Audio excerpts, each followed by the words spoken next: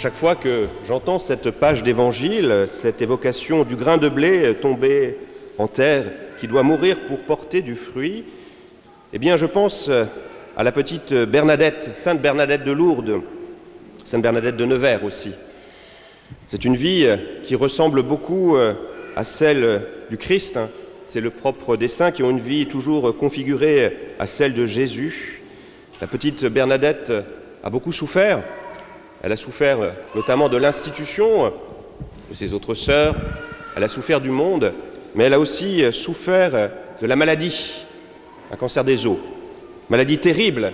Et souvent, les sœurs venaient voir Bernadette pour lui dire « Bernadette, regarde tous ces saints qui ont vécu avec beaucoup de courage la souffrance, la maladie. » Saint Bernard, lui, il disait qu'il aimait la souffrance parce qu'il y voyait un moyen de se rapprocher de Dieu. Alors là, Bernadette se met en colère. Elle se met en colère en disant « Peut-être que Saint Bernard aime la souffrance, mais moi je l'ai en horreur. Et je veux la combattre. Je veux lutter contre cette souffrance. Vous ne savez pas ce que je vis, mes sœurs. Je suis comme le grain de blé qui est broyé sous la meule du meunier. » Elle savait ce que c'était qu'elle, la meule du meunier, elle qui venait de ce milieu-là. Et donc je suis comme ce grain de blé complètement écrasé. Je n'en peux plus. Je n'en peux plus. On est en 1879, peut-être un 5e dimanche de carême. Là, elle n'en peut plus. Elle demande à ses sœurs d'enlever toutes les images pieuses que l'on a mises dans sa chambre. Et puis, elle reste en silence. Elle montre un crucifix. Elle demande à ce qu'on décroche ce crucifix pour qu'elle puisse le tenir dans sa main. Et là, elle regarde ce Jésus en croix et elle a cette parole bouleversante « Celui-ci me suffit ». Avec ses mains tremblantes, « Celui-ci me suffit ». Oui, il y a beaucoup d'analogies entre cette vie de la petite Bernadette et cette page d'évangile. Le premier point commun que nous voyons, c'est que Jésus, lui, non plus, est bouleversé. Enfin, ne va pas au-devant de la souffrance, il est profondément bouleversé. Dans l'évangile de Jean, il n'y a pas cette page de Gethsémani, mais on a notre page de l'Écriture où on voit voilà, Jésus qui a peur, qui a cette crainte devant cette heure qui vient. Et en fait, cette crainte, cette peur, elle est ancienne. Rappelez-vous, la première manifestation publique de Jésus dans l'évangile de Jean, vous le savez tous, ce sont les noces de Cana. Aux noces de Cana, la Vierge Marie dit aux serviteurs du banquet « Allez voir Jésus, allez voir mon fils ». Et que répond Jésus? Il se met presque en colère. Il envoie presque balader sa maman. « Femme, que me veux-tu? Mon heure n'est pas venue. » Vous voyez, dès le début de son ministère, Jésus sait qu'il va devoir affronter cette heure de la croix.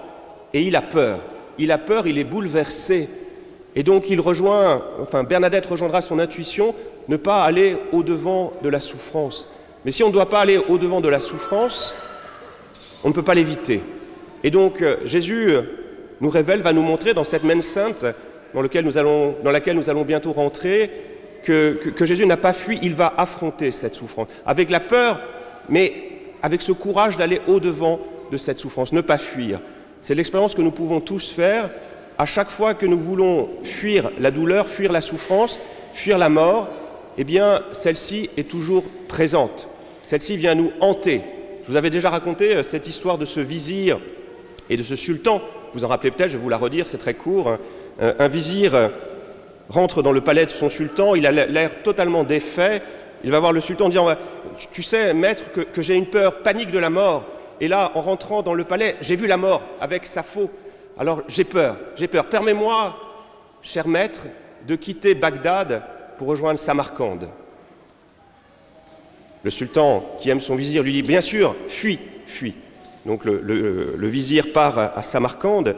Et là, le sultan, qui est un homme courageux, qui est un philosophe, descend, va voir la mort et lui dit « Je vais te poser une question. Pourquoi prendre la vie? Pourquoi bouleverser à ce point mon pauvre vizir? C'est un homme inquiet. Pourquoi lui faire peur? Pourquoi tu fais cela ?» Et la mort de répondre « Mais je n'ai pas voulu lui faire peur. En le voyant, j'ai été surpris. Je suis surpris parce que je l'attends dans quelques jours à Samarcande et je le vois aujourd'hui à Bagdad. » Vous voyez, une histoire toute simple. Plus je fuis une réalité, plus, par exemple, je veux fuir la vieillesse, plus cette vieillesse m'obsède. Et donc plus je veux fuir la mort, plus la mort est présente. Toute la tradition philosophique nous a rappelé, à raison, que nous sommes fondamentalement marqués par la mort. Dans quelques semaines, on aura l'occasion d'accueillir Denis Moreau.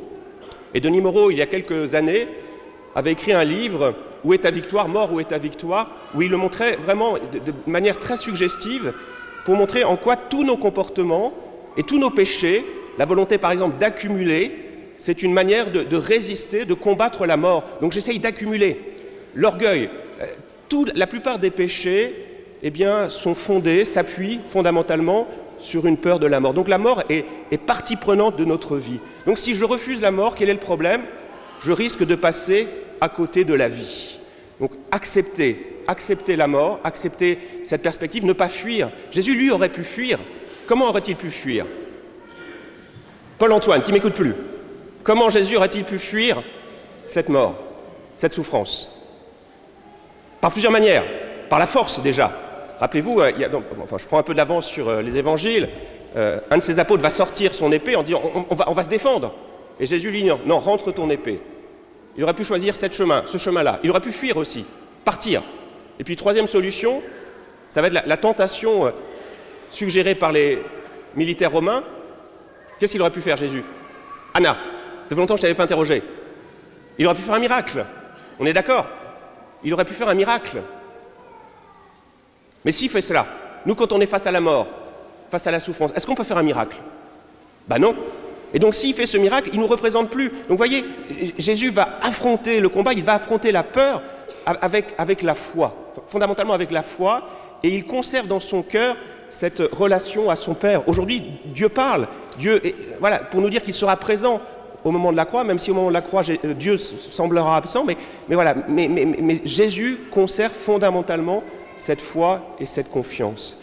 Et c'est une belle image que nous proposait le pape Benoît XVI pour comprendre en quoi cette croix nous sauve, en quoi le grain de blé qui meurt peut être source de vie. Et le pape Benoît XVI, c'est une image que je vous avais déjà donnée il y a quelque temps, mais je la reprends parce que pour moi elle est très suggestive. Le pape Benoît XVI prend l'analogie avec une bombe atomique, la bombe H. C'est quoi la bombe atomique? C'est une bombe qui fait exploser l'atome de l'intérieur. Et bien de la même manière, Jésus, par sa passion, va faire exploser une bombe, mais qui n'est pas une bombe atomique, c'est une bombe A. Ça veut dire quoi, le A, à ton avis? Oui, une bombe d'amour. Voilà, une bombe d'amour, ça veut dire quoi? Là où le mal semble triompher, vous vous rendez compte, là, le démon est en train de mettre en croix le Fils de Dieu.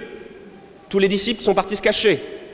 Donc c'est la victoire, donc le diable doit jubiler. Eh bien, à ce moment précis, Jésus, à ce moment même où Dieu semble se taire, eh bien, Jésus continue de faire confiance à son Père.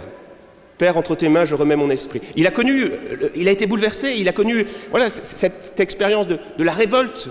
Pourquoi m'as-tu abandonné? Mais fondamentalement, par-delà la révolte, il parvient à avoir cette paix dans son cœur. Père, pardonne-leur.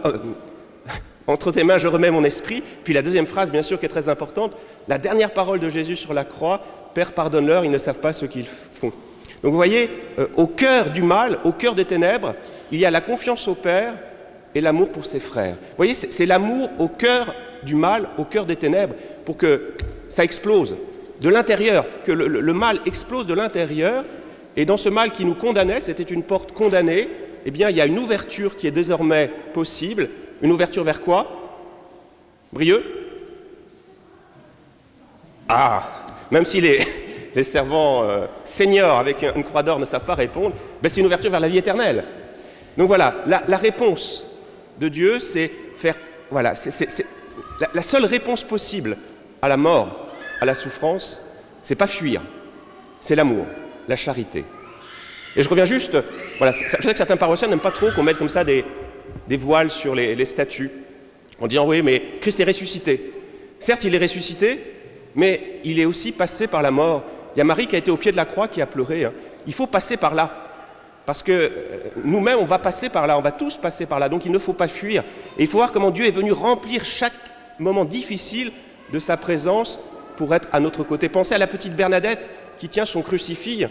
Et un Jésus ressuscité, elle pourra l'entendre, mais peut-être plus tard. Pour le moment, elle veut comprendre que Jésus est là, à ses côtés, que Jésus ne l'a pas abandonné.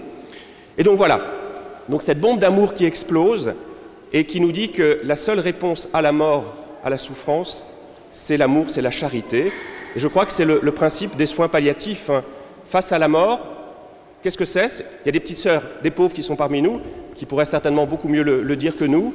C'est déjà combattre la souffrance, parce que la souffrance est un mal absolu. Combattre cette souffrance et répondre ensuite par des gestes de charité, par du temps passé avec le patient, pour l'écouter, pour lui donner aussi la possibilité de vivre des moments tout simples, des moments de joie, des moments paisibles.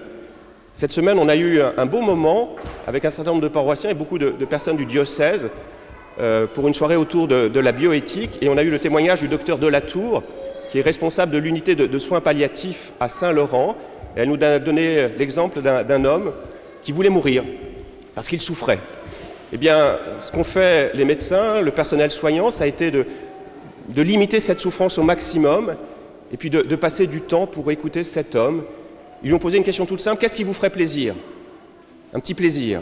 Et cet homme a répondu: eh bien, voilà, mon grand plaisir quand ça allait mieux, c'était de prendre un petit porto avec mes enfants. Eh bien, aussitôt, l'infirmière se transforme en sommelière, on débouche la bouteille de Porto, et voilà, un petit moment, maître de la vie dans la mort. Eh bien, c'est la réponse du Christ, la réponse de notre foi. Et vous voyez, à chaque fois qu'on met de la vie dans la mort, eh bien, c'est la vie qui triomphe. J'évoquais, je conclurai là-dessus, la figure de Bernadette, ça nous invite à regarder du côté de Lourdes. À Lourdes, il y a beaucoup de morts, il y a beaucoup de souffrances, et en même temps, il y a beaucoup de joie. Il y a une paix. Quand on est au pied de la grotte, on voit tous ces brancards qui se succèdent. Et moi, je suis toujours bouleversé parce que quand je prends le temps de regarder ces visages, ce sont des visages de vivants. C'est la vie qui triomphe. C'est la charité qui triomphe. Et bien voilà, pour que le grain de blé puisse porter du fruit, il faut affronter cette mort, ne pas la fuir parce qu'elle est là, et la vivre peut-être avec charité, avec amour. Et quand on fait cela, la vie l'emporte. Amen.